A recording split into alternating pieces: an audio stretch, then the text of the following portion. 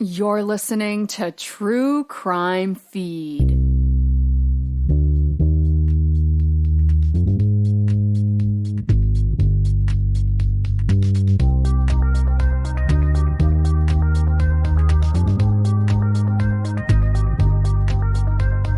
Welcome to True Crime Feed. I'm your host, Angela Ferrari, here to review the best true crime podcast from the past decade with a teensy bit of humor, plus my top 3 true crime picks of the week.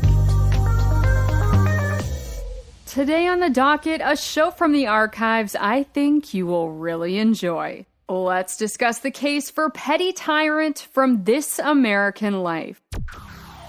Here's a synopsis from the show page. In Schenectady, New York, a school maintenance man named Steve Raucci works his way up the ranks for 30 years, until finally he's in charge of the maintenance department. That's when he starts messing with his employees.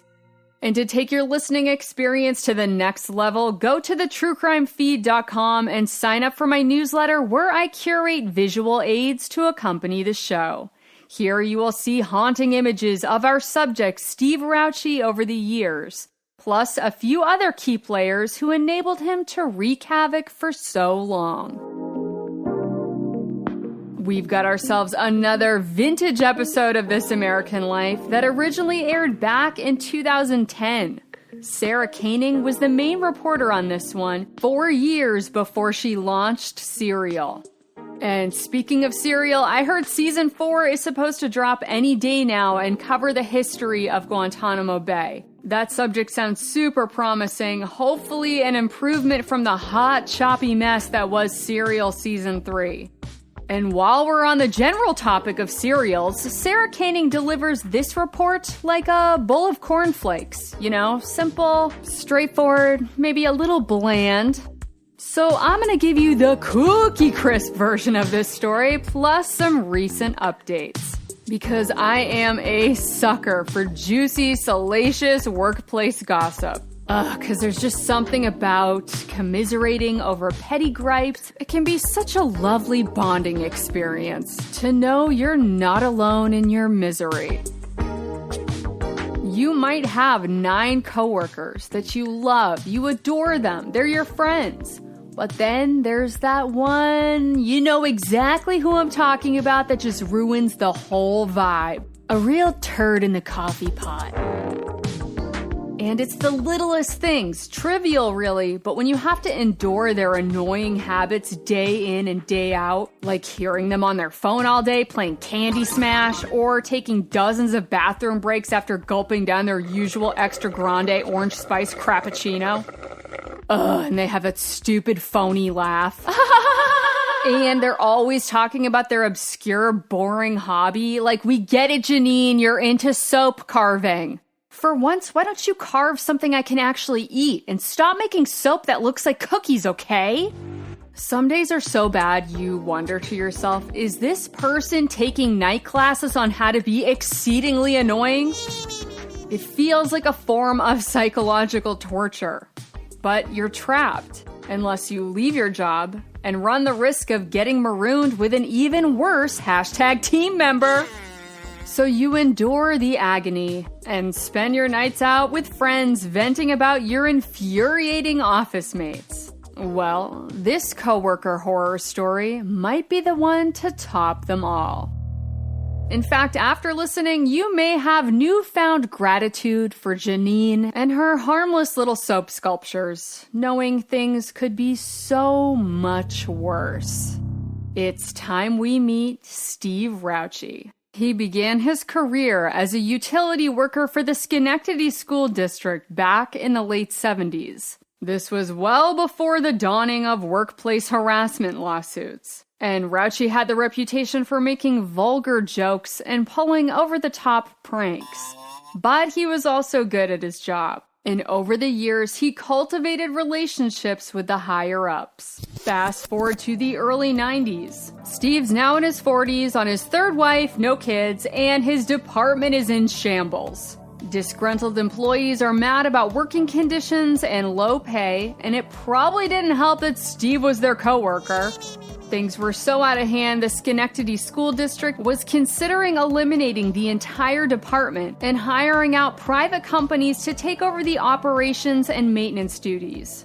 But Steve Raucci had other ideas and decided to throw his hat in the ring and run for president of his union chapter, the Civil Service Employees Association, or CSEA.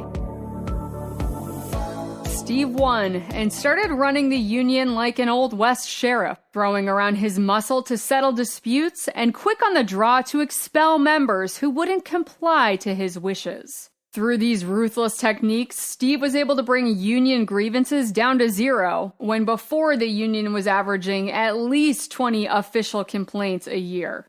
The district admins were thrilled, especially school board president Jeff Januszewski.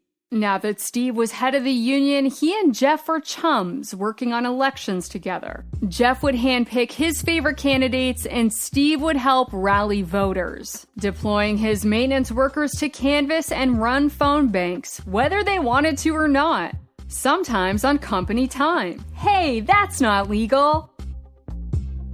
But that's how Jeff Januszewski became the kingmaker. His candidates would usually win by a landslide, especially because these kinds of elections have fairly low turnout, so all you needed to do was persuade a few hundred voters. Steve's campaigning efforts garnered him even more favor from the board. A few years after he became union president, he was promoted to director of buildings and grounds for the entire school district of Schenectady. This position doubled Steve's salary and put him in charge of over 100 employees.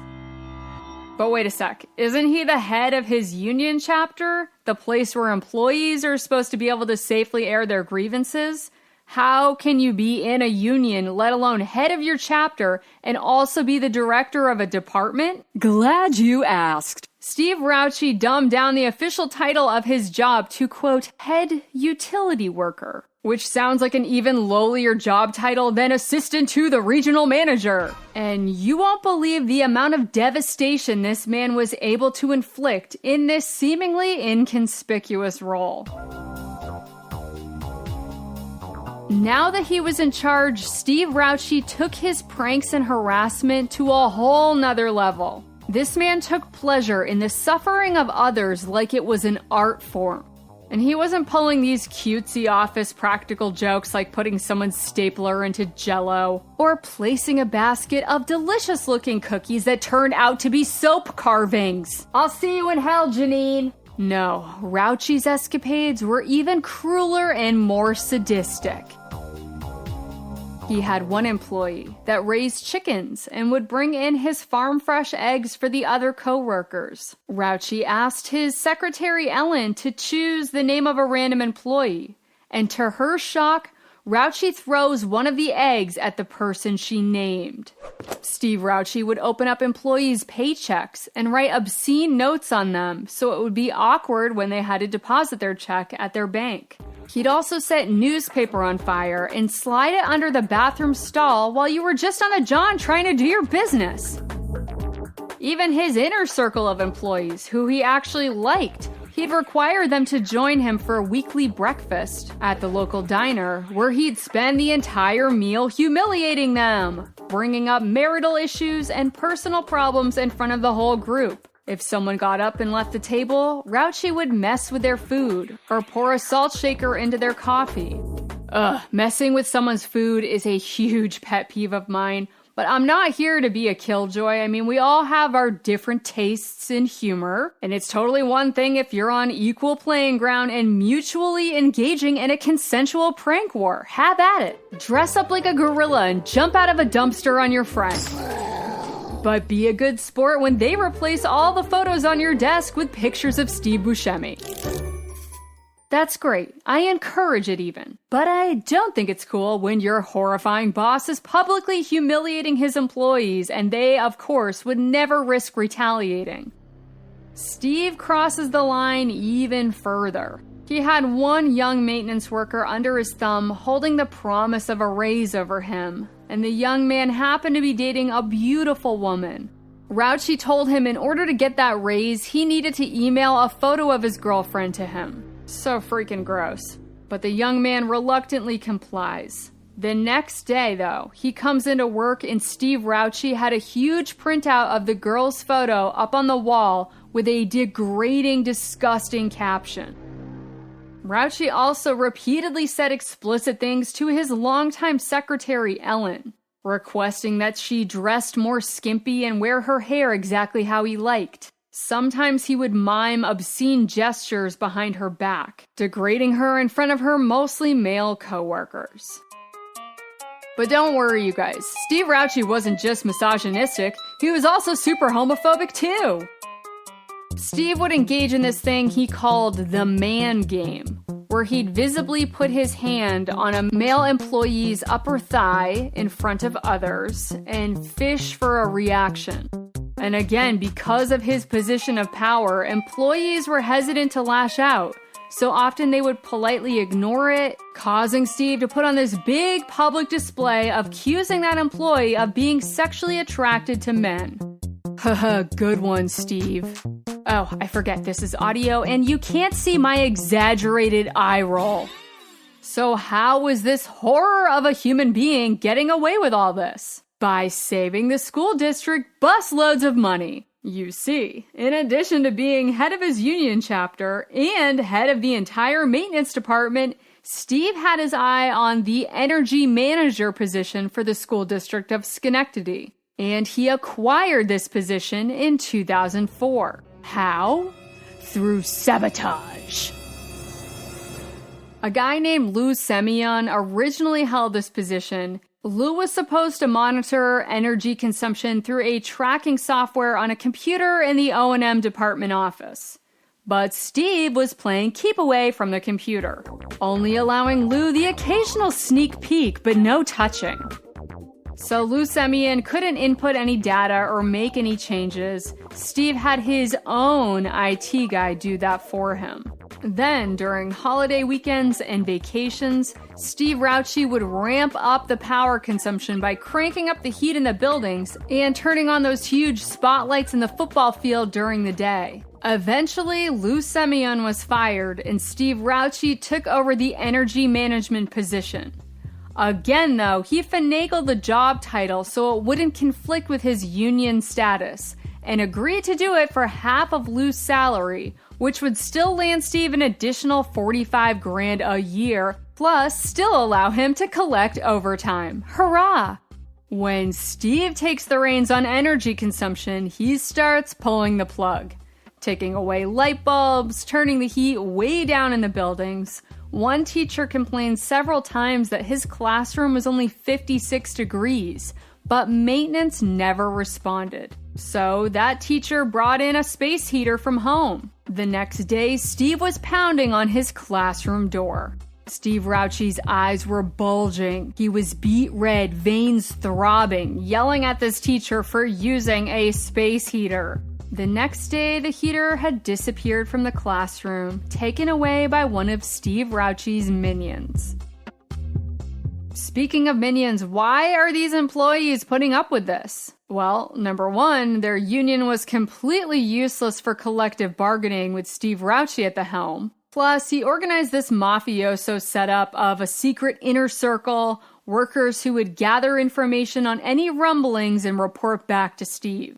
He would reward his stooges with wooden wedges of fake cheese in their mailboxes if they'd been a good rat. Wait, is reward the right word?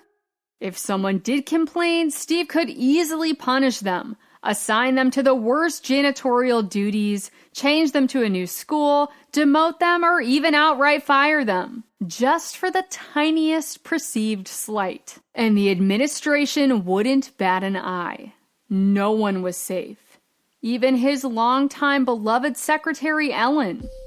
One day, she was chatting with her other coworkers about celebrities they were attracted to, and she mentioned her type was Matthew McConaughey. Same, Ellen, same.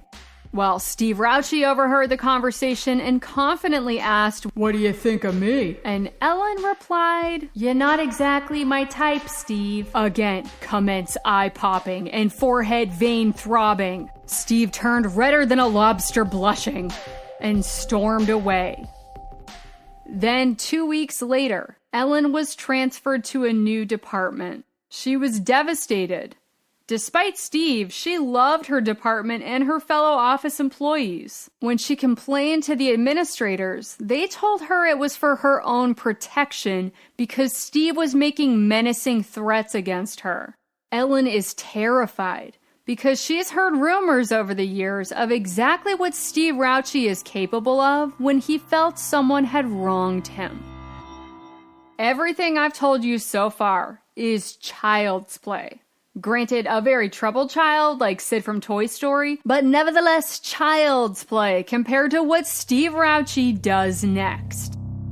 In 2005, an anonymous letter was sent to the CSEA Union Regional President complaining about Steve.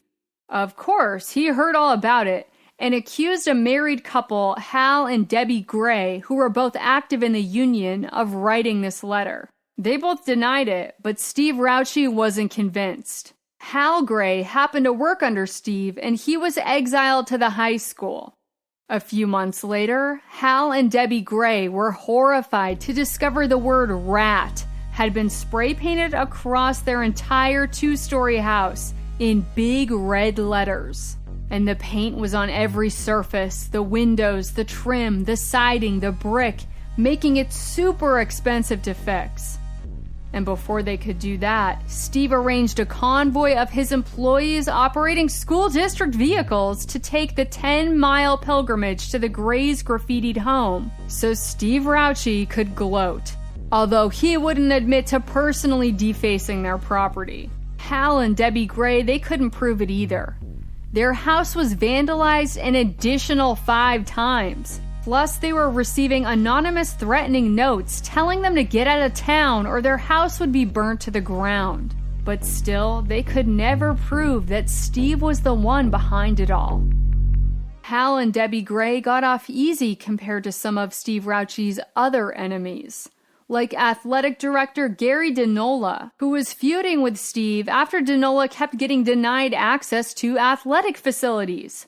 So Gary DiNola complained to the administration, and of course, Steve found out about it, and soon after, Gary discovered that his tires had been slashed and a large explosive had been placed under his vehicle. What a coincidence! And it wasn't just Schenectady School District employees he was menacing. Steve had also been feuding with a cop and detonated an explosive that blew off the metal door to his house. Oh, and it turns out it was the wrong house. Pretty dumb mix-up, Steve. Now I don't feel quite so foolish for eating 3 of Janine's soap cookies. There was also a woman named Laura Bolog. At one point, she had been romantically involved with another union president who Steve Raucci was buds with. The two broke up, and Steve graffitied her house with the words cheater in big red letters. Oh, and he lit an explosive on her doorstep too. But this time, Steve Raucci made a big mistake. Huge. He lit the fuse of the explosive with a cigarette in New York State. And Steve Raucci wasn't a regular smoker, so he didn't know the state of New York requires cigarettes to have this special type of paper wrapping that causes the lit cigarette to self-extinguish. So lucky for Laura below, the fuse never caught and the explosive never detonated. And the perp left his DNA on the butt of that safety cigarette. Unfortunately, Steve Raucci had no prior record, so his DNA was not in the database to test for a match. Investigators were just going to have to get more dirt on this maniacal maintenance man in order to take him down once and for all. It's actually kind of juicy. A real-life undercover sting operation. There was this ex-cop named Keith McKenna who was in a real fickle pickle after he was busted with drugs. Keith happened to be former friends with Raucci back in the day. They enjoyed the wholesome pastime of experimenting with explosives together. Yeah, Janine's soap carving hobby is not looking so bad now. And even though Steve Raucci and Keith McKenna hadn't seen each other in 10 years, Schenectady County DA Bob Carney proposed Keith turn informant for a lesser sentence, and Keith agreed to wear a wire. He schedules a meeting out of the blue with Steve. I think he made up an explosives emergency or something. He was feeling pretty nervous when he arrived to Steve's office. The first words out of Steve Raucci's mouth were, "When I talk, Keith, anything I say, I could say in the court of law. I never say, yeah, I blew up a window. No, you never know if someone's wired or that type of thing." Keith's stomach drops. Steve was clearly onto him. No way is he going to admit anything incriminating. What a fool's errand to pop out of nowhere and pretend to be, oh wait, no, Steve's actually starting to spill his guts. You guys, it's all on tape and it's so cringe. Steve Raucci is basically putting on a bad Don Corleone Godfather impersonation. Of course, the movie poster is hanging in his office while Steve talks about all the wise guys he controls, how the only justice is street justice, and he's untouchable in his department, bragging about how he can hire or fire anyone he wants and the district lets him get away with it. And if anyone dares to complain or wrong him in any way, Steve knows how to send them a message, saying, quote, "Probably one of the worst things that someone could think of is not feeling safe in your own house. Okay, so I guess where I'm going with this, Keith, is that some of the things I do, like I never want to physically hurt anyone, but property damage,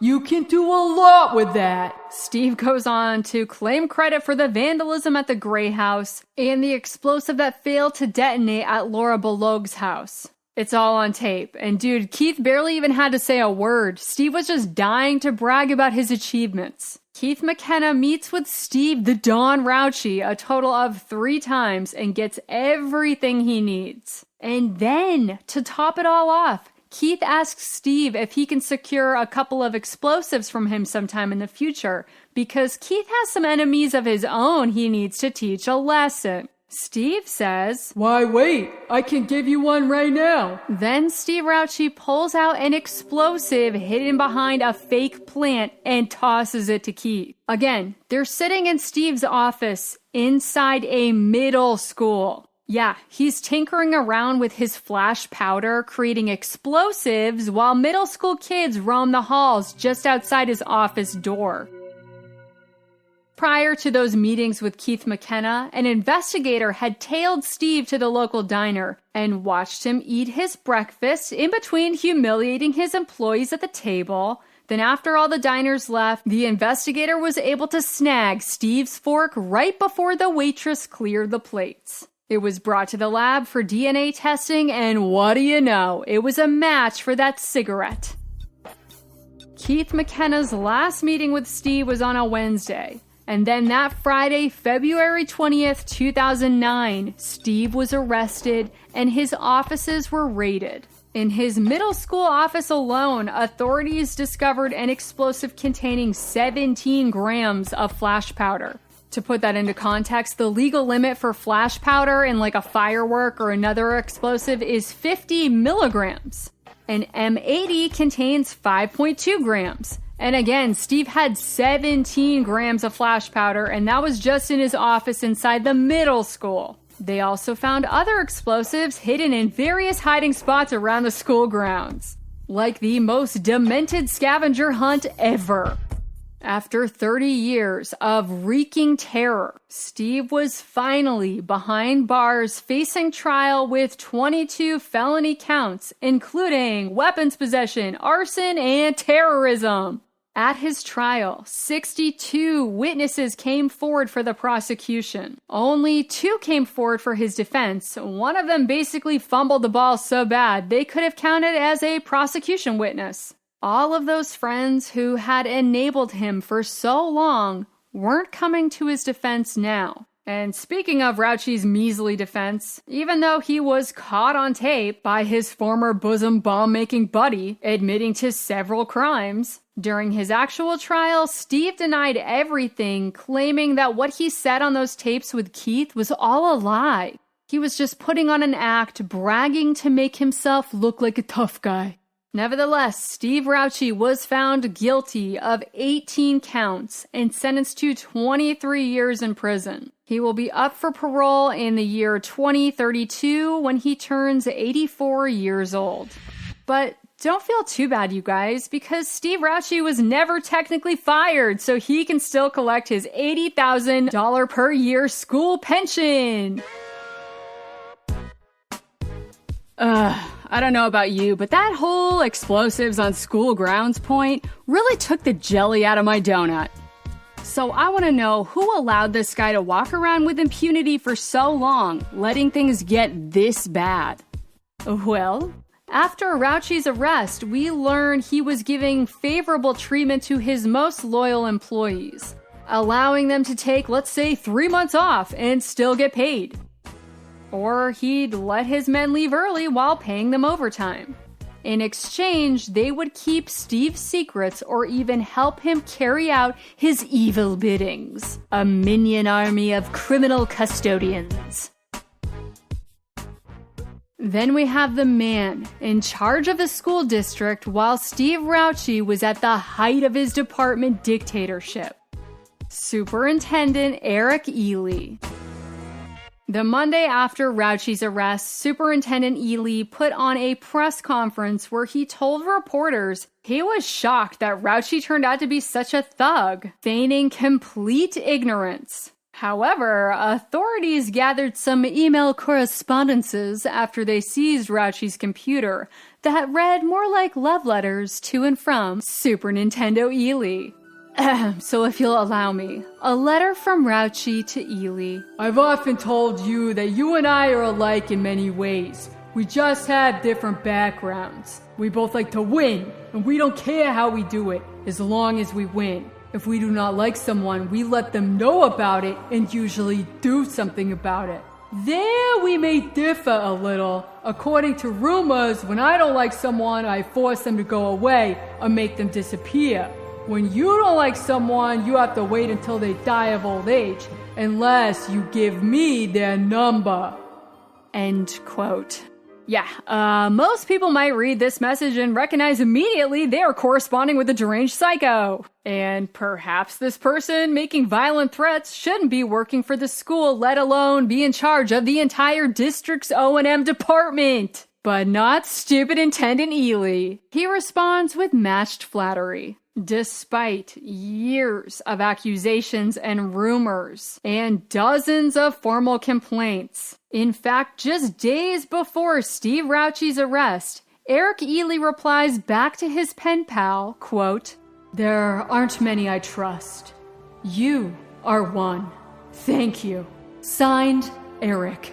Despite this email exchange history, Eric Ely later goes on to tell a local CBS reporter that he won't be a scapegoat. Ely always just figured these complaints were overblown and anyone who said he was complicit was lying. He denied ever being friends with Steve Raucci and eventually resigned from his position of superintendent of Schenectady schools. He moved on to become the new superintendent of Southbridge, Massachusetts School District. For a while, anyway. Because only 3 years after that job, Ely resigned in disgrace again after misconduct allegations. According to the Worcester Telegram, Ely used his muscle to abolish the middle school and high school principal jobs and then named an underqualified math teacher who he allegedly groomed to be a bully to take over the position. I wonder where he learned that sort of behavior from. Anyway, Ely is now teaching maths in North Carolina.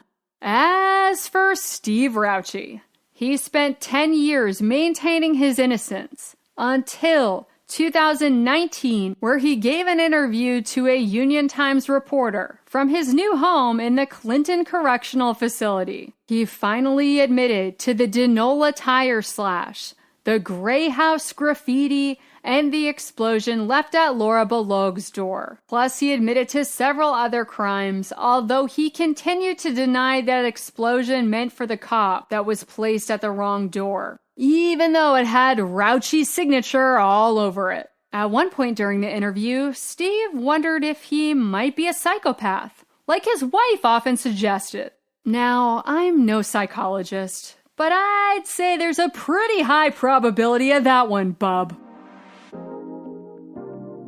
As for the victims of Steve Raucci, many of them sued the Schenectady School District and received settlements, and the board has since cleaned house. Shortly after Eric Ely left, a new superintendent was elected named Larry Spring, until he resigned in disgrace in 2020 after several of his female employees alleged sexual harassment.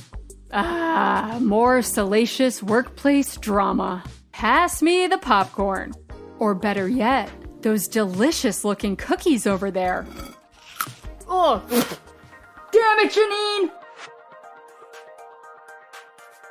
All right, spill it, you guys. I want to hear your thoughts about today's show and all about your workplace drama, especially if things turned criminal. No names, please, just all the dirty deets. You can email me directly at angela@thetruecrimefeed.com or join the True Crime Feed Facebook discussion group. Keep an open mind and be kind to fellow True Crime Feed friends, even if they're into hand-carved soaps. Stay tuned till after the break to hear my top 3 podcast power ranking of the week.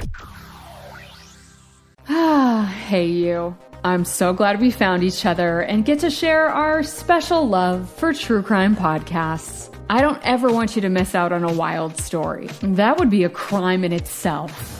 So be sure to hit that follow or subscribe button on your podcast app and share your favorite episode with a friend so the next time you see each other, you can splurge about your latest true crime obsession. Thanks for spreading the word, and now back to the show. And we're back. Before we start the ranking, in addition to the new season of Serial, we also have a new Dateline series scheduled to drop soon, Murder in the Hollywood Hills, hosted by my man Keith Moe.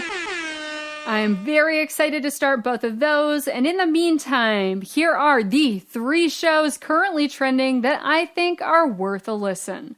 I present to you this week's podcast power ranking. At the number 3 spot, we have Queen of the Con Season 4. Here's a rundown from the show page. Professional athletes have a limited window where they can rake in millions of dollars, and they are constantly surrounded by an impenetrable wall of agents, lawyers, and managers, all tasked with keeping them safe and earning big. But Con Petty Fulford figures out an unlikely way to slip through that protective wall, and she convinces the likes of NBA star Dennis Rodman and NFL star Ricky Williams to give her control of their finances. They thought she was making savvy investments for them to create generational wealth, but in reality, she was robbing them blind. And the only thing she ever really created were unbelievable stories to explain everything away. Whew, I feel like the first few minutes of every new season of Queen of the Con is a little rocky, and then they get the train on the track and things get cooking. This season's a fascinating topic, and it falls into that unwind true crime category. If you're looking for a story that's not too sad and heavy, tune into Season 4 of Queen of the Con. At the number 2 spot, we have 3. Here's a synopsis from the show page. After midnight on July 6th, 2012, 3 teenage girls walked into the thick Appalachian woods somewhere along the Mason-Dixon County line. Hours later, under the glow of a nearly full moon, only 2 walked out. What happened to Skylar Neese has become Gothic American lore, the odd girl out in a vicious teenage triangle. But in the 10 years since that fateful night beneath the West Virginia stars, a fuller portrait of what happened has emerged. 3 is currently number 1 on the charts right now, and I can totally see why. It is very compelling. The most recent episode 7, we hear the court proceedings and the heartbreaking victim impact statements. I am interested to hear the aftermath in the next 3 episodes, what new revelations will come from these 2 girls behind bars as we continue our journey on the podcast 3.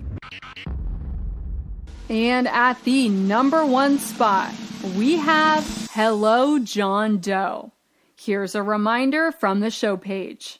At age 45, Steve Patterson has made a shocking online discovery, his own missing persons page. Desperate to uncover why he had been included on this list, Steve called Todd Matthews, a missing persons investigator in search of answers. Together, Todd and Steve discover a sordid family past that includes long-lost relatives, kidnappings, and murders. Hello, John Doe is a winding, poignant tale that explores what it means to be lost and found. Last I saw, this was only trending at number 57 on the charts, which is crazy to me. I'm like, hello, John Doe. This is one of the best shows out there right now. In this latest episode, the other shoe has dropped, where Steve connects with another long-lost sister who has a not-so-rosy view of their birth mother. They really go there on this show. But host Todd Matthews always leads with compassion while keeping it 100 on Hello, John Doe. Now for my miss of the week. We have Murder 101. Here's the synopsis from the show page. In a small Tennessee town, a local serial killer was caught by the most unlikely investigators, a group of high school students led by their teacher, Alex Campbell. Throughout the course of one school semester, the class pieced together a 30-year mystery and identified the killer behind at least 6 brutal murders. Shockingly, while the Tennessee Bureau of Investigations publicly agrees with their theory, no charges have been filed against the murderer. While some sleuthing students already have graduated, they, along with a fresh crop of current high schoolers, still want to finish the assignment once and for all. Alright, so there was an episode titled The Final Exam that dropped on March 13th. That was a slog to get through until the last few minutes, when they posed the possibility that maybe the brother of Jerry Jones had something to do with the killings, maybe murdered one of the victims all on his own, and were left on a cliffhanger when in the last 15 seconds of the episode, student Riley tells her teacher that she might have some new information that could change everything. But then, the next episode was just a promo for the XQ Institute that funded the project, which is totally awesome. Great job if this was like a bonus episode. But you can't be playing with my heart like that, Murder 101. I'm ready to Google at this point, rather than wait another week and listen through another 30 minutes in hopes for some final resolution. I give you a B+ grade for your first 8 episodes, but a big fat F for the last 3. Ugh. But I can't fully bring myself to throw you down my podcast queue trapdoor.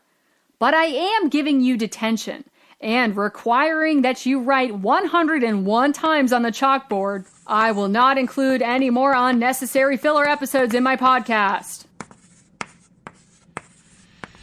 Find out next week if Hello, John Doe will remain in the number 1 spot as the series continues, or if another show will swoop in and take its place. Let me know what trending shows are in your top 3 and what show fell through your podcast queue trapdoor. I'll meet you back here next week to dust off another superb true crime show from the archive for your next feeding fix.